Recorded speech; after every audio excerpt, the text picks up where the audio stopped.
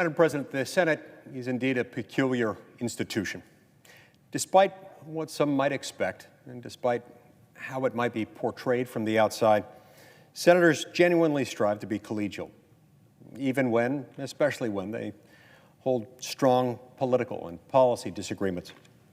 In fact, the Senate rules have strict prohibitions on insulting the character of another member or a state.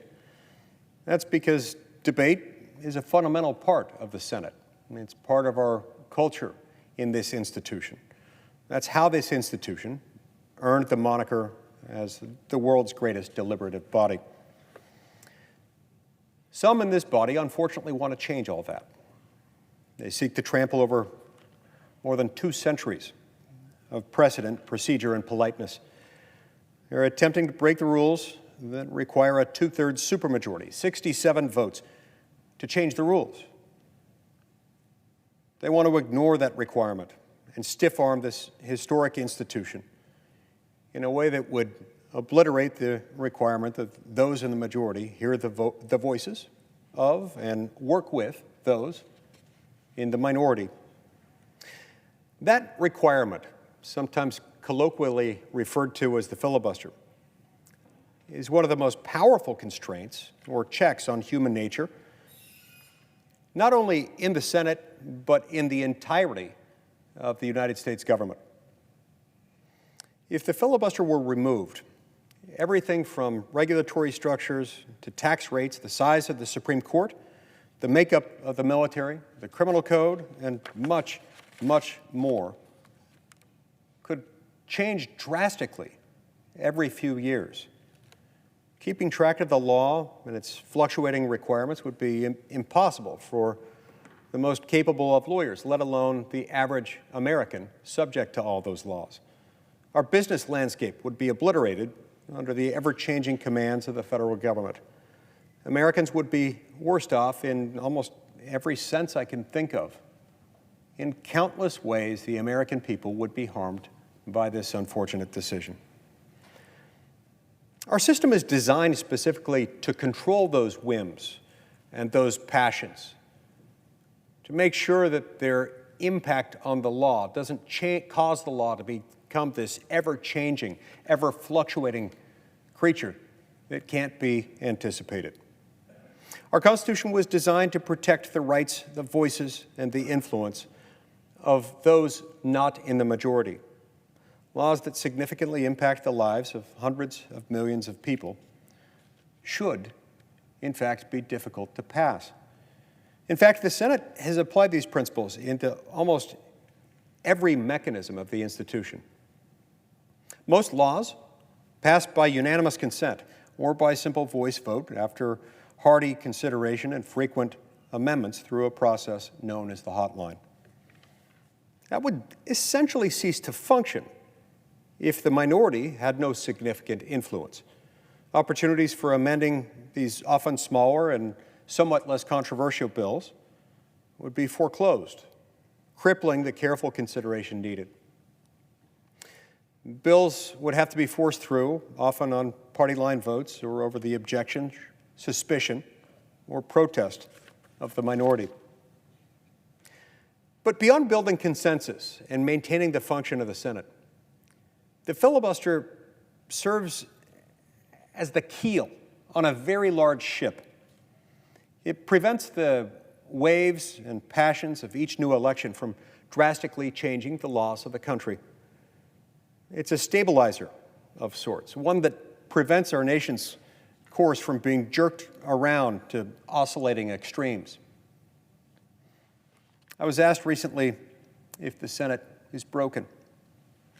I responded by saying that the only sense in which I think the Senate is significantly broken, or at least undermined in the way it's supposed to operate, is in its neglect of substantive debate and opportunities for amendment for each individual member. The filibuster protects the remaining debate, amendment, and consideration available to members of this body, whether those members are of the majority party or of the minority party. So removing the filibuster, on the other hand, would irreparably render the Senate beyond recognition The partisan vitriol and disregard for opposing senators would eat away at this place, at our norms, our customs, and ultimately our republic. Now, at least until recently, many Senate Democrats, most in fact, held these beliefs as well. In 2017, 27 of them, including now Vice President Harris, signed a letter urging the preservation of the filibuster. Many of those members still serve today, and I encourage them to consider their past advice. By the way, that was a letter that I signed along with nearly every member of the Senate from the Republican Party. We signed on to that, notwithstanding the fact that Republicans held majorities in the Senate and in the House, and a Republican president was serving in the White House. We did so because even though some short-term gain could have been achieved by nuking the filibuster then, we all understood what I think we still all understand today, which is that it would inflict irreparable harm on the Senate.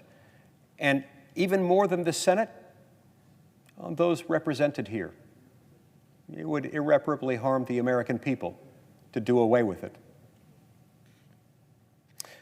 Senator Schumer, the leader of this destructive current effort, has himself in the past given grave, dire warnings about what this tactic of making the filibuster a thing of the past would mean. We've heard many of these quotes today. And one that sticks out in my mind in particular, he said that attempts like that to nuke the filibuster are, quote, what we call abuse of power, close quote. He also said in that same quote that even if you have 51% of the vote, you still don't get your way 100% of the time. He's absolutely right. That describes the Senate. It describes its rules. It describes so much about how our system of government works. It even describes the system of checks and balances built into our Constitution, the vertical protection of federalism. It says many of our laws, in fact, most of them, are supposed to be made at the state and local level and not within Washington. And the horizontal protection, that of federalism, says that we're going to have one branch that makes the laws, one that enforces them, and one that interprets them.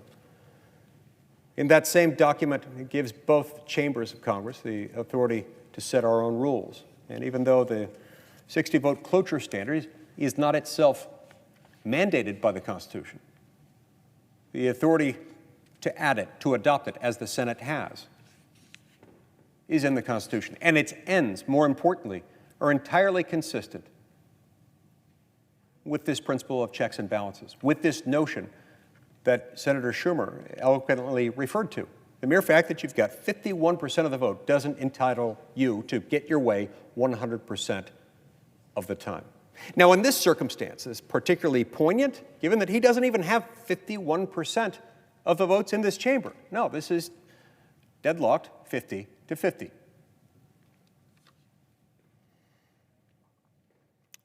But he's also right that this is what we call an abuse of power. And indeed, breaking the rules to grab power is an abuse. This attempt is so transparent that even Senator Schumer has told the media that his members are concerned about losing their elections and the majority if they can't use this tactic to federally take over our nation's electoral system. That's sad. It's tragic, and it's unacceptable. I'd warn them that the American people see through this ploy. They know what's happening, and they know why. They were promised a return to cordial statesmanship. They were promised unity. This attempt mocks both of these promises. It mocks the United States Senate.